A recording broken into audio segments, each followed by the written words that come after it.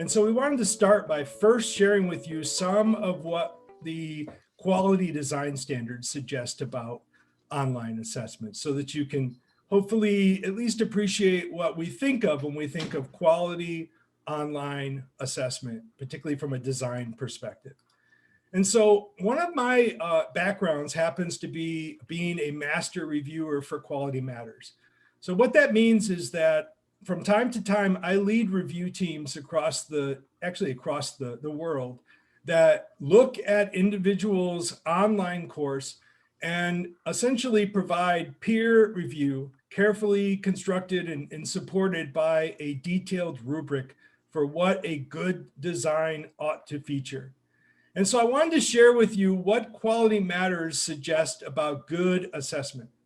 And so the general standard 3 for Quality Matters is basically what focuses on assessment and measurement. And there are 5 standards. And I want to make it clear the first 3 are considered essential standards. Without meeting those standards, your course cannot meet the criteria for being deemed a Quality Matters quality design course.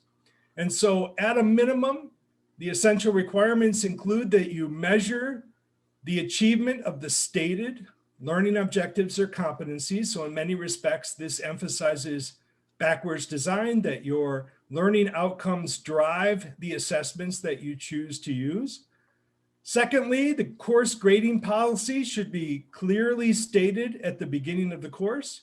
Third, you should have very carefully identified specific and descriptive criteria for the evaluation of learners' work, and their connection to the course grading policy should be clearly explained.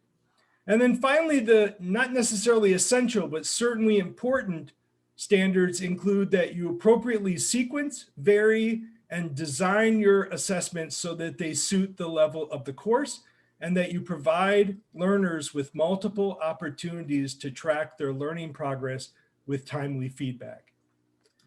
With that in mind, there are some standards that are out there that are written by other organizations. Joining Quality Matters is an expensive option for some institutions. And so this is the result of the entire state of California, all of their community colleges and their universities working together to develop their own rubric. And so I'm going to share with you the quality standards as designed by the California Virtual Campus Online Education Initiative. And so you can see for assessment and effective assessment, you have, first of all, a focus on authenticity. This is a little different than Quality Matters. This is suggesting that you try the best you possibly can to mimic authentic environments to hopefully help your students transfer what they're learning to their actual real-world experiences outside of the university. In terms of also being important is validity. Basically, again, making sure that your assessments match the objectives and that the learners are directed to the appropriate objectives for every assessment. So it's very clear why it is that you're offering the assessments you're offering.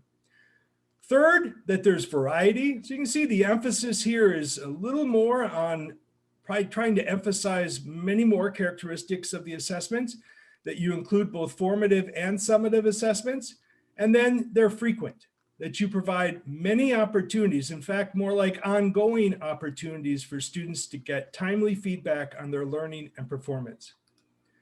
There are 4 more criteria established by the California Virtual Campus Initiative. You should use rubrics, and ultimately you should include models of good work. You should make sure your instructions are written clearly, and you provide exemplary detail to ensure understanding. I suspect many of you are figuring that out fairly quickly. That you give clear instructions on how students can access feedback, and that's something you really have to think about with Canvas. I think some of you might be surprised that there still are students who struggle with even knowing that you spent time writing feedback or completing a rubric. And then finally, that you consider including opportunities for self-assessment, and I would incorporate reflections into that.